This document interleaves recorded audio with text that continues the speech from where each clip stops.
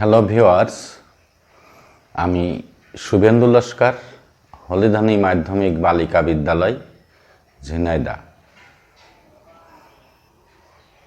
আজ আমার এই পাঠের দর্শকদেরকে জানাই শুভেচ্ছা এবং আমার প্রাণপ্রিয় ছাত্রীদেরকে জানাই শুভেচ্ছা। আমি আজ উচ্চতর গণিতের তৃতীয় অধ্যায় পিথাগোরাস সম্পর্কিত আলোচনা নিয়ে আলোচনা করব। এই নবম দশম শ্রেণীর জ্যামিতিতে পিথাগোরাসের উপপাদ্য ও এর বিপরীত উপপাদ্য নিয়ে আলোচনা করা হয়েছে। এটা অষ্টম শ্রেণীতেও হয়েছে, আবার সাধারণ গণিতে নবম দশম শ্রেণীর সাধারণ গণিতেও হয়েছে।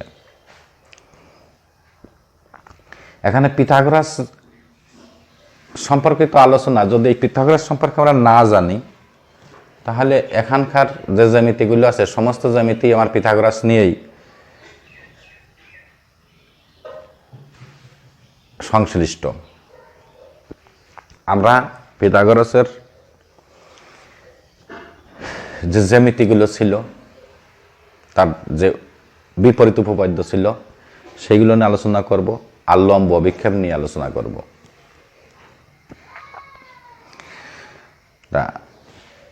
যীশু খ্রিস্টের প্রায় 600 বছর পূর্বে গ্রিক পণ্ডিত সমকোণী ত্রিভুজের ক্ষেত্রে একটা গুরুত্বপূর্ণ উপপাদ্য বা গুরুত্বপূর্ণ একটা উপপাদ্য সে বর্ণনা করেন। সেই উপপাদ্যটি পিথাগোরাসের নামে এখন পরিচিত। এছাড়াও মিশরীয় ভূমি জরিপগণরা তারা এই পিথাগোরাসের জ্যামিতিটা আবিষ্কারের প্রায় 1000 বছর আগেও এই নিয়মগুলো তারা জানত এবং তাদের সেই ভূমি জরিপ কাজে এগুলো ব্যবহার করত। এখানে শুধুমাত্র আমরা এই উপপাদ্যটি প্রমাণ করব না, শুধুমাত্র উপপাদ্যটি শুধু একটু জেনে যাব। তার উপপাদ্য 1 নম্বর ছিল যে একটা সমকোণী ত্রিভুজের অতিভুজের উপর অঙ্কিত বর্গক্ষেত্র অপর দুই বাহুর উপর অঙ্কিত বর্গক্ষেত্রের ক্ষেত্রফলের সমষ্টির সমান। যেরকম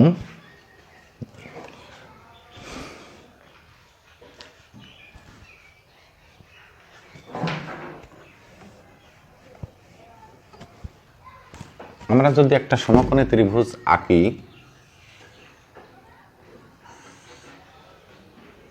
যে ত্রিভুজের একটা কোণ সমকোণ সেটা হচ্ছে সমকোণী ত্রিভুজ এ বি সি। এর অষ্টম শ্রেণীতে 3 ভাবে প্রমাণ করা হয়েছে। একটা আছে দুইটি সমকোণী ত্রিভুজের সাহায্যে, একটা আছে যে সদৃশকোণী ত্রিভুজের সাহায্যে, আর একটা বীজগণিতের সাহায্যে। তা আমরা শুধু এখানে এই জ্যামিতিগুলো প্রমাণ না করে শুধুমাত্র তার বেসিকটা যে জিনিসটা সেইটা আমরা জানতে পারলেই বা মনে করতে পারলেই হবে। তাহলে আমরা যদি একটা বাহুর উপর বর্গক্ষেত্র আঁকি, যেরকম এ বি একটা বাহু, তারপরে যদি আমি একটা বর্গক্ষেত্র আঁকি তাহলে বর্গক্ষেত্রটি এমন হবে এবং এর ক্ষেত্রফল হবে এ বি স্কোয়ার। তাই একটা বর্গক্ষেত্রের ক্ষেত্রফল না এঁকেই আমরা একটা বাহু জানলেই বর্গক্ষেত্রের ক্ষেত্রফল বলতে পারবো। যেমন যদি একটা বাহুর দৈর্ঘ্য সিডি হয়, সেই সিডি বাহুর উপর যে বর্গক্ষেত্রটা আঁকা হবে সেটাকে সিডি স্কয়ার বলবো। একইভাবে আমরা যদি অতিভুজ মানে সমকোণী ত্রিভুজের বৃহত্তম বাহুটাই হচ্ছে অতিভুজ, তাহলে অতিভুজের উপর অঙ্কিত বর্গক্ষেত্র মানে এসি স্কয়ার অপর দুই বাহুর উপর অঙ্কিত বর্গক্ষেত্রের যোগফলের সমান সমান এ বি স্কয়ার যোগ বিসি স্কয়ার হয়। অর্থাৎ যদি একটা বাহুর উপর অঙ্কিত বর্গক্ষেত্র অপর দুইটি বাহুর উপর অঙ্কিত বর্গক্ষেত্রের সমষ্টির সমান হয়, তবে শেষে যে দুটো বাহু বললাম যে শেষোক্ত বাহুদ্বয়ের এই শেষোক্ত বাহু দুটো এইটা আর এইটে, এর অন্তর্ভুক্ত কোণ 90 ডিগ্রি, আমাদের এইটা প্রমাণ করতে হবে। অর্থাৎ কোনো ত্রিভুজের একটি বাহুর উপর অঙ্কিত বর্গক্ষেত্র অপর দুই বাহুর উপর অঙ্কিত বর্গক্ষেত্রের সমষ্টির সমান হলে শেষোক্ত বাহুদ্বয়ের অন্তর্ভুক্ত কোণ এক সমকোণ বা 90 ডিগ্রি। এটা ছিল 2 নাম্বার।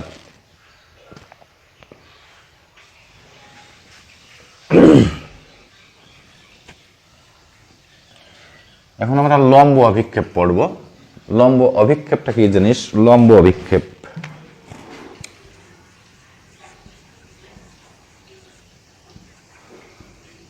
লম্ব অভিক্ষেপ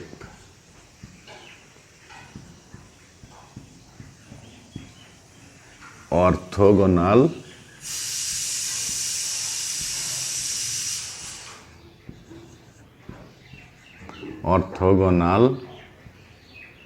প্রজেকশন।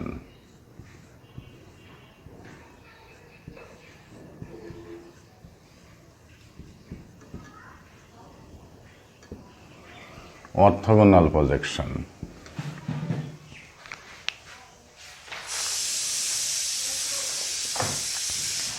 অর্থোগোনাল প্রজেকশন মানে লম্ব অভিক্ষেপ। লম্ব অভিক্ষেপ কি জিনিস? এই জায়গায় লম্ব অভিক্ষেপ কাদের কাদের হয় সেটা জানতে হবে আমাদের, আর কিভাবে পড়তে হয়।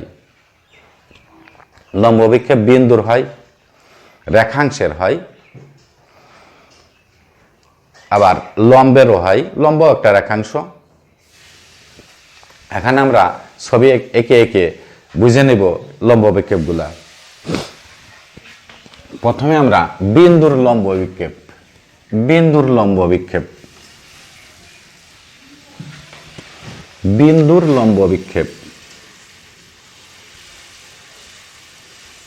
বিন্দুর লম্ব অভিক্ষেপ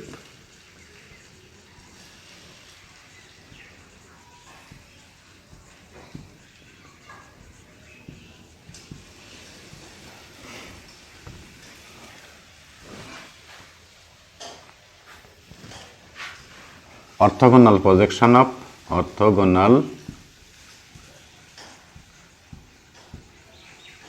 projection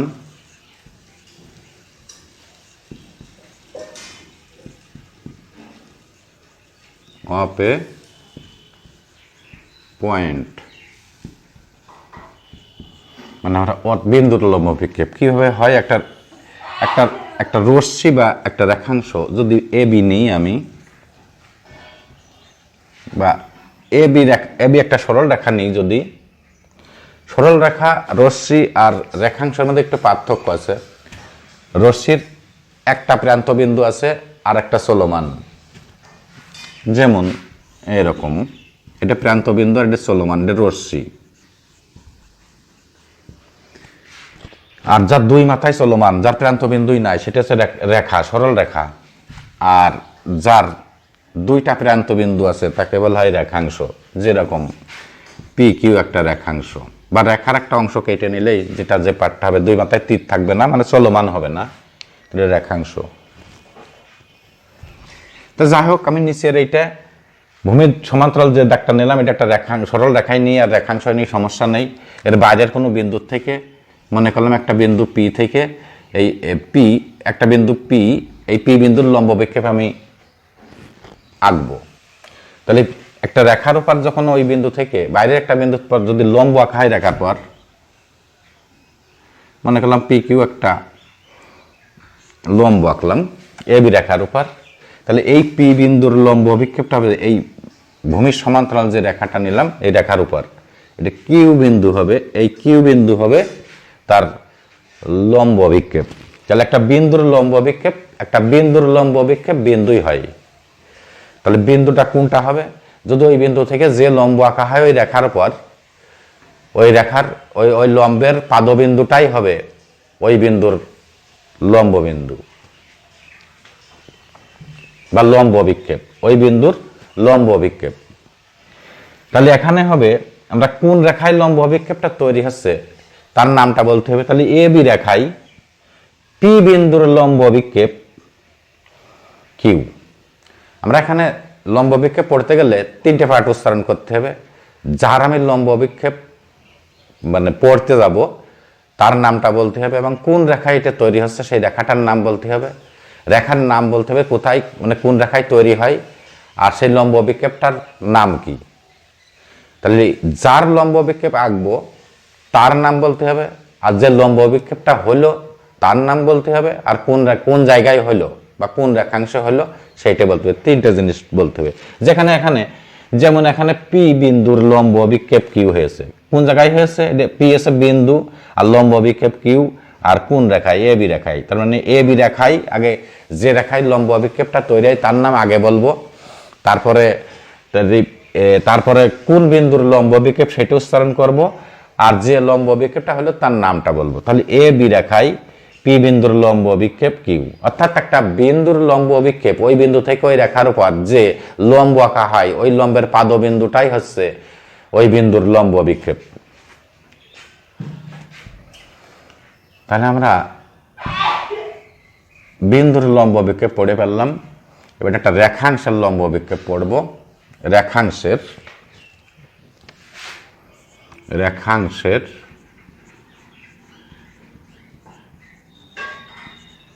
রেখাংশের অর্থোগোনাল প্রজেকশন অফ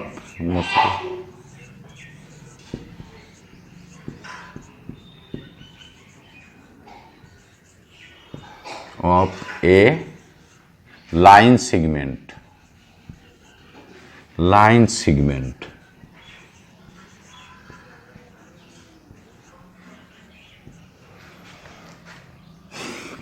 তার মানে একটা রেখাংশ, লাইন সেগমেন্ট হচ্ছে রেখাংশ, এটা রেখাংশের লম্ব অভিক্ষেপ হয়, রেখার নয়। কারণ রেখার তো দূরত্ব পরিমাপ করা যায় না, বা রশ্মিরও দূরত্ব পরিমাপ করা যায় না, এই জন্য রেখাংশের লম্ব অভিক্ষেপ হবে। এখানে বইতে অবশ্য একটা লাইন ইংরেজিতে লিখেছে orthogonal projection of a line, তার মানে এটা রেখার লম্ব বিক্ষেপ। এটা রেখার লম্ব বিক্ষেপ হবে না, রেখাংশের লম্ব বিক্ষেপ হবে। তাহলে আমরা যদি এ বি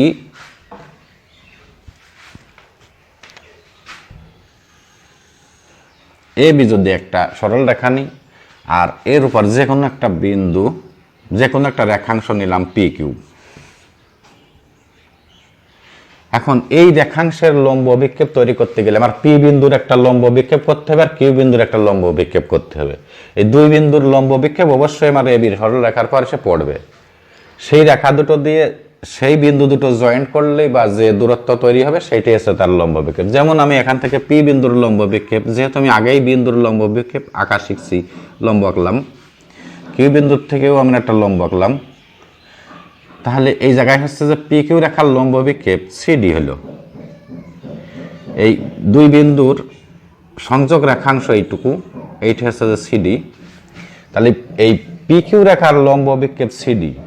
এখন আমরা পড়বো কিভাবে, আগে কোন রেখায় তৈরি হয় লম্ব বিক্ষেপটা সেইটা বলে নিই। এ বি রেখায় কার লম্ব বিক্ষেপ, পি কিউ এর লম্ব বিক্ষেপ সিডি। আমরা এটা অন্যভাবেও বলতে পারি, এ বি রেখায় সিডি লম্ব বিক্ষেপ পি কিউ রেখার। তবে এটা বাংলাটা আর কি শ্রুতিমধুর হয় না, যেটা শ্রুতিমধুর হয় সেভাবে পড়াই শ্রেয়। তাহলে আমাদের এটা এইভাবে বললে ভালো হয়, এ বি রেখায় পি কিউ এর লম্ব বিক্ষেপ সিডি। তো একটা লম্ব বিক্ষেপ পড়তে গেলে কোন রেখায় তৈরি হচ্ছে তার নাম কি, আর সেই যে লম্ব বিক্ষেপটা তৈরি হচ্ছে সেই লম্ব বিক্ষেপটার নাম বলতে হবে। তিনটে জিনিস বলতে পারলে আমার লম্ব বিক্ষেপ পড়ায় যায়। তাহলে পি কিউ রেখায়, সরি, এ বি রেখায় পি কিউ এর লম্ব বিক্ষেপ সিডি।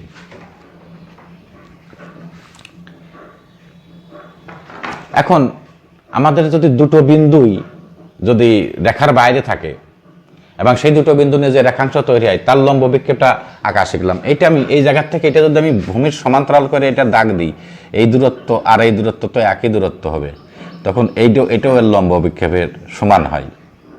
এখন আমরা যদি একটা ভূমির সমান্তরাল রেখা নিই, মনে করলাম এ বি পি কিউটা আমি ওইভাবে না নিয়ে, পি কিউটা আমি এইভাবে না নিয়ে এরকম ভূমির সমান্তরাল নিলাম পি কিউ, তখন আমি পি বিন্দু থেকে একটা লম্ব আঁকলাম আর কিউ বিন্দু থেকে একটা লম্ব আঁকলাম। তাহলে ভূমির সমান্তরাল রেখার লম্ব বিক্ষেপ এই পি, এটা একটা আয়তক্ষেত্র হয়ে গেছে। তা যেহেতু এই পি বিন্দুর লম্ব বিক্ষেপ সি আর কিউ বিন্দুর লম্ব বিক্ষেপ ডি, অতএব পি কিউ এর লম্ব বিক্ষেপ সিডি হবে এ বি রেখায়। তার মানে যদি ভূমির সমান্তরাল রেখার লম্ব বিক্ষেপ আমরা বের করি তাহলে ওই রেখারই সমান হয়। অর্থাৎ এখানে পি কিউ আর সিডি সমান, মানে রেখাংশ আর রেখাংশের লম্ব অভিক্ষেপ দুইটাই সমান হয়ে যায়। তাই কোনো ভূমির সমান্তরাল কোনো রেখার লম্ব অভিক্ষেপ ওই রেখার সমান।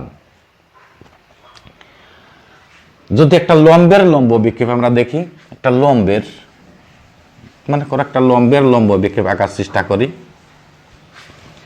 মনে করো এখানে একটা পি কিউ রেখা আছে, একটা লম্ব। এখন এই জায়গায় পি কিউ রেখার আমি তাহলে আমার এখানে পি বিন্দু থেকে একটা লম্ব আঁকলাম পি কিউ, আবার এই কিউ বিন্দুটার সাথে লাগিয়ে আছে। তাহলে এই পি বিন্দু থেকে আমি যখন লম্ব আঁকবো তো পি কিউ রেখার পর্দায় আসে, তাহলে পি কিউ রেখার লম্ব অভিক্ষেপ একটা বিন্দু হয়, যা এ বি রেখায় পি কিউ লম্বের লম্ব অভিক্ষেপ কিউ। তাহলে একটা লম্বের লম্ব অভিক্ষেপ একটা বিন্দু হয় যার দৈর্ঘ্য সমান। তাই যার দৈর্ঘ্য 0, অর্থাৎ একটা লম্বের লম্ব অভিক্ষেপ একটা বিন্দু যার দৈর্ঘ্য নাই, মানে 0। তাহলে একটা লম্বের লম্ব অভিক্ষেপ 0 হয়। একটা ভূমির সমান্তরাল রেখার লম্ব অভিক্ষেপ ওই রেখার সমান হয়। আর যদি একটা রেখাংশ যদি তির্যকভাবে নেওয়া হয় তাহলে ওই তির্যক রেখাংশের লম্ব অভিক্ষেপ ওই রেখার থেকে ছোট হয়। আমরা এর আগে দুটো বিন্দুই আমরা বাহুর বাইরে থেকে নিছিলাম। আমরা যদি একটা বাহু এই ভূমির সমান্তরাল রেখার সাথে যদি লেগে থাকে, যেরকম এইরকম যদি হয় সিডি হয়, তখন আমার এক বিন্দুর লম্ব আঁকতেই হচ্ছে না, মানে সে বিন্দুটা অবশ্যই এ বি বাহুর উপর আমাদের ছেদ করলে তখন আমার এক বিন্দু আমার প্রয়োজন নাই নির্ণয় করার, খালি এইটা থেকে লম্ব আঁকতে হবে।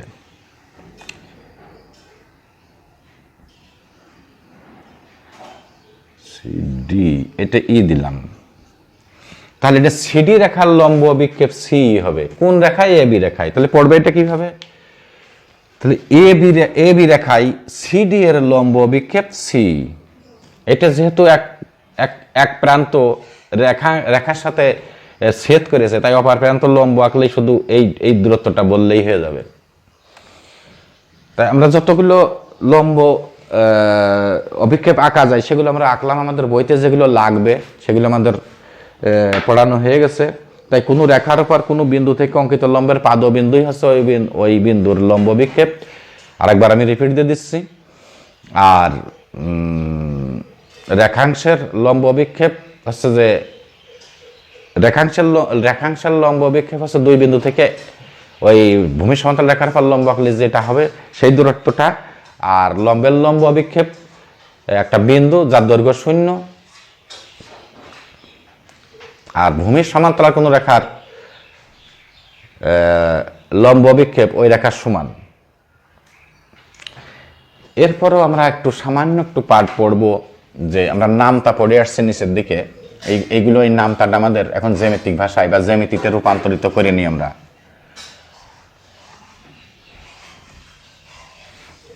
কি রকম? আমরা তো এর আগে পড়েছি যেরকম 3 অক্ষে 3, 3 দুকোণী 6, 3 ত্রিকে 9, 3 4 12, 3 5 15, 3 6 18, 3 7 21,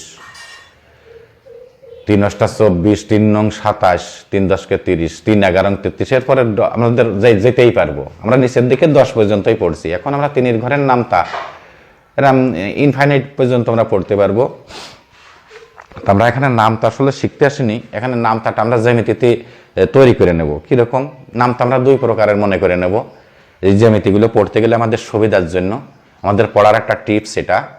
মনে করো যে 3 ঘরের নামতাটা আমি লিখি এখানে, তাহলে বুঝতে পারবা। বা 4 ঘরের 4 গুণ 1 4, 4 গুণ 2 8, 4 গুণ 3 12, 4 গুণ 4 16, 4 গুণ 5 20, 4 গুণ 6 24,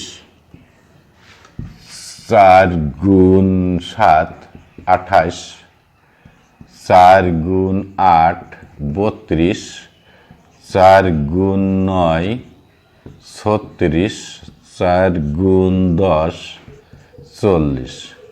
এখানে দেখো যদি একটা আয়তক্ষেত্রের দৈর্ঘ্য যদি 4 হয় আর প্রস্থ যদি 1 হয় তখন তার ক্ষেত্রফল আমরা লিখি 4 গুণ 1। তার মানে 4 অক্ষে 4 করেই আমরা লিখি, এটা একটা নামতা করেই করা হয়। তার মানে দৈর্ঘ্য গুণ প্রস্থ। তাহলে আমরা যদি দুটো জিনিসের গুণফল যদি একটা ছোট একটা বড় হয় বা দুটো যদি অসমান হয় তখন সেই নামতাটাকে বলবো আমরা আয়তক্ষেত্রের নামতা, যার বড়টাকে দৈর্ঘ্য মনে করব আর ছোটটাকে প্রস্থ মনে করব। যেরকম 4 7 28, 4 আর 7 দুটো দুই রকম, তাহলে 7টাকেই আমরা দৈর্ঘ্য ধরলাম, 4টাকে প্রস্থ ধরলাম, তাহলে 4 7 28 হলো। এটা হচ্ছে আয়তক্ষেত্রের নামতা। আর যদি কোনো বর্গক্ষেত্রের এক বাহুর দৈর্ঘ্য আমরা পেয়ে যাই, যেরকম 5 যদি এক বাহুর দৈর্ঘ্য হয় তাহলে তার ক্ষেত্রফল হয় 5 স্কয়ার, মানে বাহু স্কয়ার, তার মানে 25, 5 5 25। তাহলে যেগুলো আমাদের দুইটাই সমান হয়, যে নামতাই দুটোই একই সংখ্যা হয়, তখন সেটাকে আমরা বর্গের নামতা বলবো। তার মানে এক বাহু স্কয়ার, বাহু গুণ বাহু বা 4 গুণ 4, 5 গুণ 5, 6 গুণ 6, প্রত্যেকটা ঘরেই আমরা একটা করে বর্গের নামতা পাবো। 10 পর্যন্ত আমরা পড়ছি, সেইটুকুর আলোকেই আমরা পড়ছি। আমরা জায়গায় অনেক জানার দরকার নাই, আমাদের এই জ্যামিতিগুলো শুধু বোঝার জন্য একটুকু দরকার। তাহলে আমাদের এগুলো সব আয়তক্ষেত্রের নামতা, এইগুলো আয়তক্ষেত্রের, এইটি আমাদের বর্গক্ষেত্রের, এইটা হচ্ছে বর্গের নামতা। বর্গের নামতা যেহেতু দুটোই একই জাতীয়, বর্গের নামতা। আর এইগুলো সব আয়তক্ষেত্রের, এই যে এইগুলো সব আয়তক্ষেত্রের, এইগুলো আয়তক্ষেত্রের আয়তক্ষেত্রের আয়তক্ষেত্রের। তাহলে প্রত্যেকটা 10 পর্যন্ত, প্রত্যেকটা নাম 10-এর ঘর পর্যন্ত প্রত্যেকটা নামতাই একটা করে বর্গের নামতা আছে, বাকিগুলো আমরা আয়তক্ষেত্রের নামতা মনে করে নেব। তাই দুটো জিনিসের গুণফল যদি ওই বস্তু দুটো সম্পর্কে ছোট বড় উল্লেখ না থাকে তাহলে আমরা আয়তক্ষেত্রই মনে করব, আর যদি সমান উল্লেখ করা থাকে তখন আমরা সেটা বর্গক্ষেত্র মনে করব। তো এখানে পড়তে গেলে আমাদের এই নামতাটা বা এই জিনিসটা, মানে যখন আমরা পরবর্তী এই উপপাদ্যগুলো পড়তে যাব তখন আমাদের এগুলো কাজে লাগবে। আমরা পরবর্তী ক্লাসে সেই উপপাদ্যগুলোই পড়বো যেখানে এই লম্ব অভিক্ষেপ বা আয়তক্ষেত্র বর্গক্ষেত্রের কথা থাকবে, এই নামতা ধরনের। এটা আগামী ক্লাসে আমাদের আলোচনা হবে। ধন্যবাদ, তোমরা ভালো থাকো।